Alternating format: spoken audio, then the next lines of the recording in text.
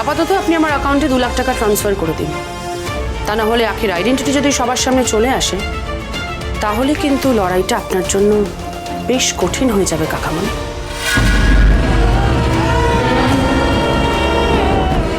যাই হোক, have a good night.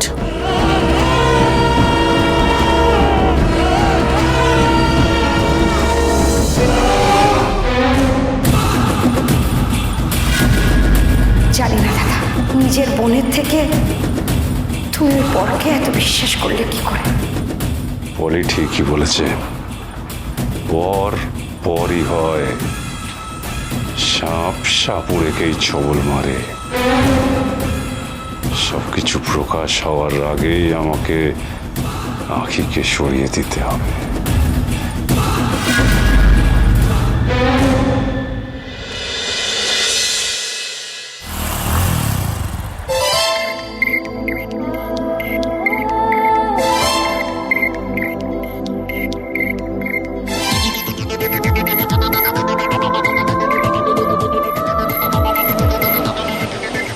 কি গেল কোথায় ওরা? আমাদের দেরি হচ্ছে দেখে আবার খুঁজতে বেরোয়নি তো? তারা ফোন করছে।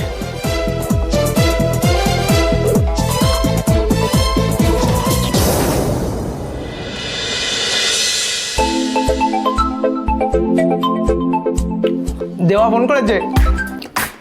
হ্যালো, কোথায় তোরা? আসছি দাঁড়া। এই ওরা এসে গেছে, দাঁড়া নিয়ে আসি।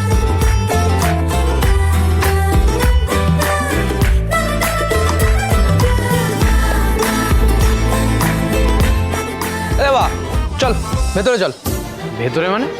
আরে ওই আশ্রমের অতিথি নিবাসে তোদের থাকার ব্যবস্থা হয়ে গেছে, চল। আশ্রমের অতিথি নিবাস? এখানে আবার থাকা যায় নাকি? তাহলে আমাদেরকে ফালতু ফালতু হোটেল খুঁজতে পাঠালি কেন? শুধু শুধু ভিজে গেলাম। এখানে একজন লোকের থেকে জানতে পারলাম, বুঝতে পারলি? আর বাকিটা হলো আমাদের মহারাজ চালানার কামাল।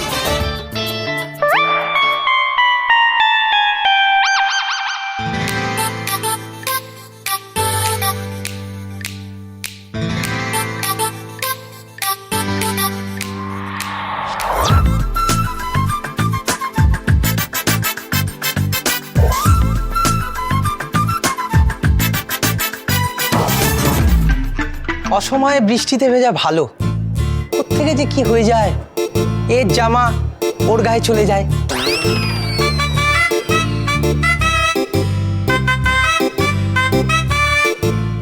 আমি গাড়িটা সাইড করে আসছি। চল।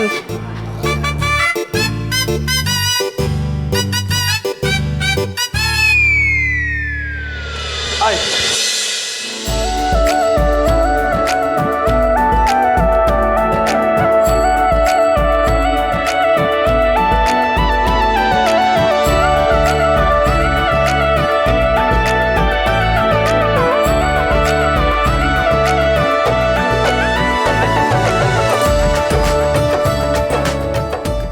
এই এখানে যে থাকা যায় সেটা আগে বলিসনি কেন? ঘর সবাইকে দেয় না গো, অনেক কান্নাকাটি করে তবে পেয়েছি। আসলে আমার মুখটা দেখে সবার মায়া হয় তো, তাই ঘরটা খুলে দিল। দাও 500 টাকা দাও। কিসের জন্য? রাতের খাবার, আমাদের 3 জনের মাছ ভাত আর ঝিলিক দিদির নিরামিষ। তাও আর 200 টাকা কমিয়েছে। হ্যাঁ,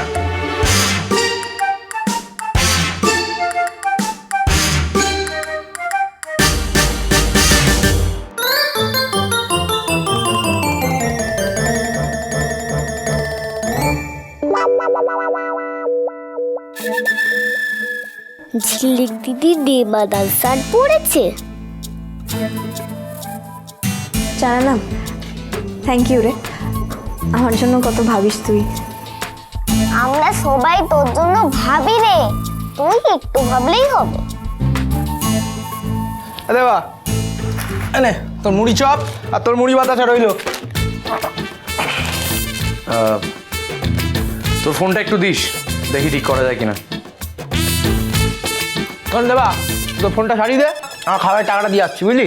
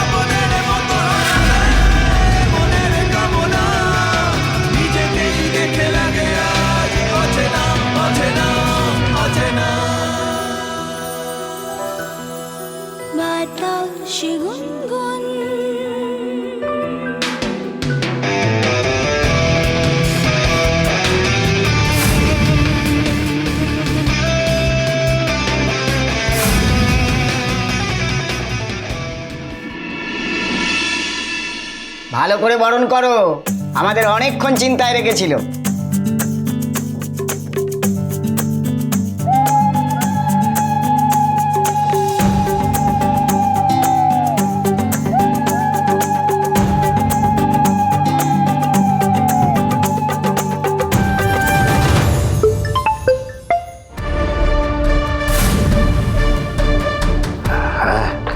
আপনার সানার বাড়িতে তুলে দিয়েছি। রাস্তায় গাড়ি খারাপ হয়ে গেছিল বলে একটু দেরি হয়েছে।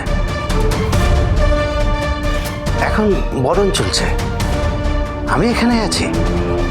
আপনাকে বেরিয়ে আবার ফোন করছি। আচ্ছা, খুব ভালো বউ করেছো, একদম লক্ষ্মীমন্ত। রাইট, কতটা লক্ষ্মীমন্ত সেটা তো শুধু আমিই জানি। আমরা তো তোমাদের বিয়েতে যেতে পারিনি, এটা তোমার জন্য।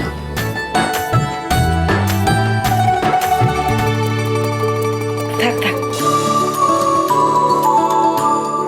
বউয়ের মুখ দেখলে তো চোখ জুড়িয়ে যায়। যেমন গৌরব তেমন তার বউ, একদম রাজ্যটুক।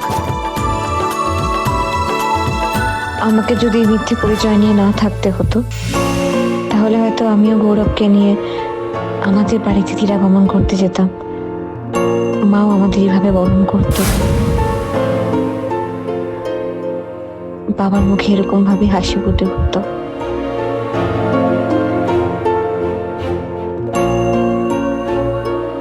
এটা একটু রাখবে,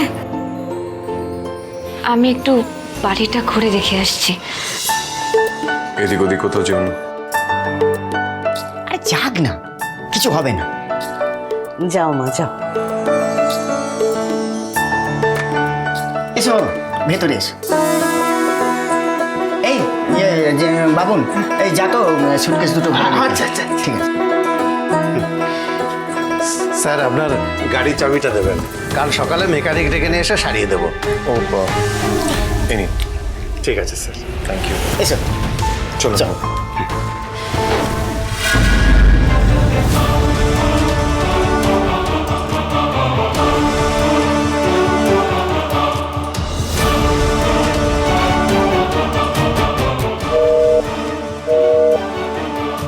মা ফোনটা তোলো, কার সাথে কথা বলছো ফোনটা রেখে আমার ফোনটা তোলো।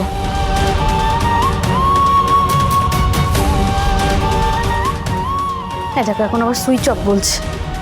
এত রাত হয়ে গেল, বাড়ি ফেরার নাম নেই। পাগল করে দেবে দেখছি আমাকে।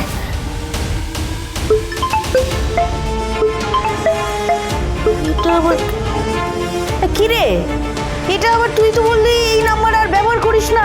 আমি তো তোর নতুন নম্বরটাই ফোন করে যাচ্ছি, ফোনে পাচ্ছি না। তুই কখন কোন নম্বরে থাকিস বলতো? আরে মানুষের জীবনটাই তো উলট পুরাণের মতন পাল্টে যায়। এটা তো মোবাইল নাম্বার মাত্র।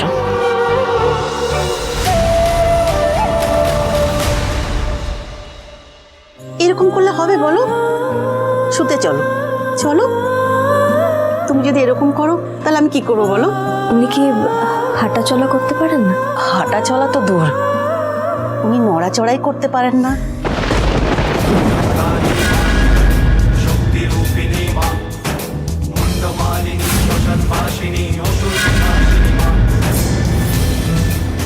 এনাকে দেখে আমার এত কষ্ট হচ্ছে কেন? কেন এত মায়া হচ্ছে?